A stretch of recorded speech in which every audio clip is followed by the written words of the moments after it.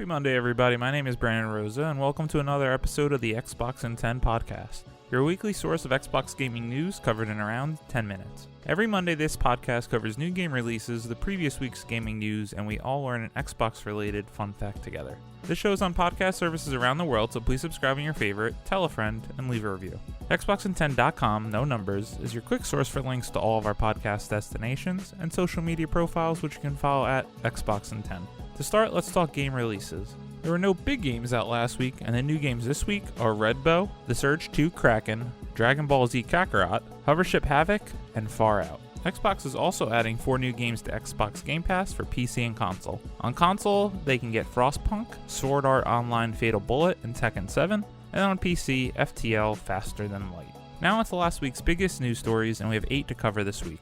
Number 1. Phil Spencer shows off Xbox Series X processor. Andrew Smith at IGN writes, Xbox head Phil Spencer has offered tech fans a small tease of the processing power behind the upcoming Xbox Series X console, which is set to be released later this year. Showing off the processor on Twitter, Spencer merely changed his profile picture to an image of the new hardware chip, which reads 8K and Project Scarlet. Richard Ledbetter on Eurogamer adds further insight to the story. On the face of it, updating a Twitter profile picture with a low-quality shot of Project Scarlet silicone might not sound like a big deal, but when Microsoft's stated aim is to deliver the most powerful console of the next generation, commentators, including us, will grab every opportunity we can to learn more about the new machine. And the evidence does suggest that we're looking at the largest console processor released by Sony or Microsoft to date, further solidifying expectations of extreme performance. Kind of a silly news story, but that last sentence is key, further solidifying expectations of extreme performance. I cannot wait to see how good this Xbox Series X looks on my LG C8 TV this year. Number 2, Xbox won't have Series X exclusives for at least a year. Matt Kim at IGN writes, 2020 is when the next generation of consoles is set to be released, but Microsoft is upending the playbook this year by announcing the upcoming Xbox Series X won't launch with exclusive games. Instead, any new title playable on the Xbox Series X will also be playable on older gen Xbox One consoles. Quote, as our content comes out over the next year, 2 years, all of our games, sort of like PC, will play up and down that family of devices, end quote, said Xbox Game Studios boss Matt Booty in a recent interview with MCV. But we want to make sure that if someone invests in Xbox between now and Series X, that they feel they made a good investment and that we're committed to them with content, end quote.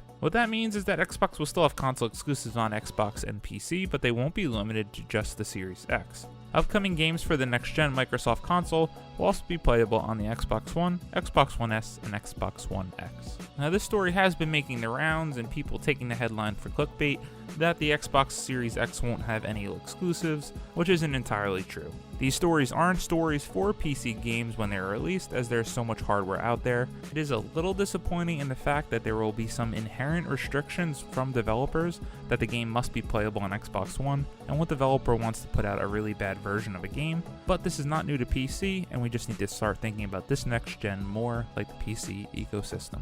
Number 3, Sea of Thieves passes 10 million players since launch. Joe Nady on news.xbox.com writes, we're excited and humbled to share that Sea of Thieves has now been played by more than 10 million players, reinforcing its status as the most successful new IP from Xbox this generation. It's mind-blowing to think that to the many people setting sail on the Sea of Thieves, and it's all been made possible by the support and passion of our fantastic community. For everyone at Rare, the Sea of Thieves community represents the very best of what gaming can be. It's home to players from more than 80 different countries, bringing together gamers on Xbox Game Pass, Xbox One, and Windows 10 PC, and creating countless stories and moments that people can treasure. Seeing these stories shared through social media or other community spaces is something that inspires the team every day. To every person who's played Sea of Thieves, thank you. I wanted to highlight this story to congratulate Rare on Sea of Thieves and the success that they have had. Unfortunately, I haven't spent much time with it, but I would like a crew to sail with and give this game another chance. If anyone's interested, hit me up at Brosen93 on Xbox. Number 4, next Batman game teased with new logo. Chris Priestman at IGN writes, Warner Bros. Games Montreal updated their website with a mysterious circle that houses some of the different sigils teased so far. 2 of the blanks are filled with the emblems for the League of Shadows and today's mysterious Gotham City symbol, but there are still 8 circles left empty. WGame seems to be teasing at least 8 more emblems that could represent different factions in the game, We know at least one other emblem not included in this circle is a torch symbol, WB Games teased in September 2019, but the rest remains a mystery. It's likely WB Games will continue to reveal more emblems to complete the sigil. This is coming from the studio that released Batman Arkham Origins, and I truly cannot understand what their marketing strategy is. This has been so long and drawn out. From Batman fans, it simply seems like this will be a Court of Owls game. Just announce the damn game already. Unfortunately, my backlog is all the Batman Arkham games. I can't wait to play them, and I think this will finally be the year, so maybe I'll be interested in whatever the hell this game finally will be announced as. Number 5, Halo 5 Ranked Head-to-Head mode is back, so you can prove your mettle in 1v1. James O'Connor at GameSpot writes, Halo 5 Guardians is bringing back a fan-favorite mode this month, with head-to-head returning as a ranked playlist. This mode, which pits players against a single other Spartan in a one-on-one battle, went live for the first time on January 31st, 2019, and has now returned. Head-to-head is a round-based take on Slayer made up of 3 rounds that are each first to 5 kills. As it's just you and the other player, it can be quite tense. All you hardcore Halo 5 fans out there, get in there and see what you can do.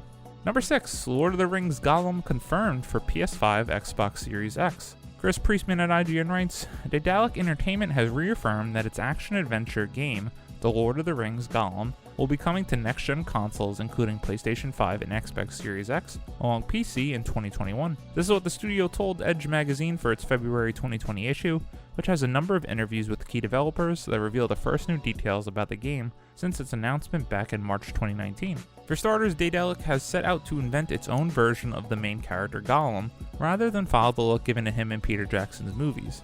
Tolkien didn't give a size reference for Gollum to begin with, art director Matthias Fisher told Edge, so in the first illustrations, he's gigantic. He's like a monster emerging from the swamp. Daedalic hasn't yet revealed what Gollum will look like in the game. Senior producer Kay Felblick adds to this that Daedalic doesn't want to displease the folks who have only seen the movies, but in short, he doesn't look like Andy Serkis. Serkis is of course the actor who portrayed Gollum in the movies. Daedalic's take on Gollum has you play as him as he's deep into his corruption by the One Ring. He conveys a different set of emotions than those seen in the films, so that he's more sympathetic and relatable. This is important as you'll be spending 20 or more so hours with him. I am very interested in this game as it seems like it might be a more story-focused game on Gollum and the corruption that he's feeling. I am a passive fan of the series, I love the original trilogy and The Hobbit was whatever, so I can't wait to see what this will eventually look like on my shiny new Xbox Series X in 2021. Number 7, next Call of Duty won't have jetpacks, Treyarch director says. Matthew Olson at US Gamer writes, regardless of whether he personally liked the addition of jetpacks to the Call of Duty formula, Treyarch studio designer-director David Vondier isn't keen on bringing them back for a future installment.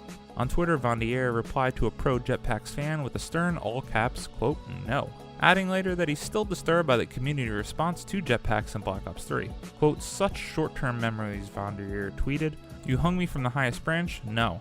No, I have PTSD, end quote. In May of last year, Kotaku reported that Treyarch was taking the lead on 2020's Call of Duty title, breaking Activision's established cycle of rotating through installments led by Treyarch, Infinity Ward, and Sledgehammer games. Treyarch's most recent Call of Duty title, Black Ops 4, was released in 2018. 2019's Call of Duty Modern Warfare reboot was developed by Infinity Ward. I, for one, totally support this as I hated the jetpacks in Black Ops 3, and will be intrigued to see what the total response is from this game when it releases next year. It's on a shorter dev cycle, and man, are Call of Duty fans hardcore. Number 8, Call of Duty Modern Warfare is getting a 3v3 gunfight mode. Matt Kim at IGN writes, it is a new year and Infinity Ward offered a quick update on what players can expect from Call of Duty Modern Warfare in 2020. While the developers didn't reveal too many specifics, Infinity Ward announced that a 3v3 version of Gunfight will be coming in the future. Infinity Ward rolled out a Gunfight 1v1 playlist this week, but said that it was working on Gunfight 3v3 as well. The developers previously said 3v3 was in the cards back in December, but now the Infinity Ward blog confirmed this as well. This is very exciting as I've loved the gunfight mode when I have gone on to play Call of Duty Modern Warfare online with my friends, and the more people that can join the better. I love when the developers give us players the options to play how we want with the people that we want. As always, we end our show with a fun fact about Xbox, and this one is more of a historic news story about the Xbox One before it was launched. Sebastian Anthony on Extreme Tech writes in September 4th of 2013. In a move that clearly signals Microsoft's desperation to get ahead of Sony's PlayStation 4 by any means possible, the Xbox One CPU has been speed boosted from 1.6 GHz to 1.7 GHz, 150 MHz, or just under 10%. At the same press conference, Microsoft also said that the Xbox One has entered mass production, and that it's on schedule for a November release, though at the time of the story they did not know the actual release date. I want to include this as we're on the cusp of the full reveal of the Xbox One at some point this year, with the release at the end in November 2020 probably, and it is interesting to see what went wrong with the Xbox One at the initial reveal, as we all are very familiar with. They panicked between the disparity of the Xbox One and PS4 power, and in a last-ditch effort, tried to get more power to it. Unfortunately, it was not enough. The Xbox One never recovered from that terribly awful reveal in 2013. Thank you all for listening to another episode of the Xbox in 10 podcast, your weekly source of Xbox gaming news covered in around 10 minutes. If you like the show, please subscribe on your favorite podcast service, share it with your friends, and follow on all social media at Xbox in 10. This past week I haven't played much games, but I played a little bit more of My Friend Pedro. Don't love the game, but I am enjoying my time with it. Great value, and added from Game Pass. My name is Brandon Rosa. You can follow me on Xbox at Brosa93. I hope you all have a great week, and keep on gaming.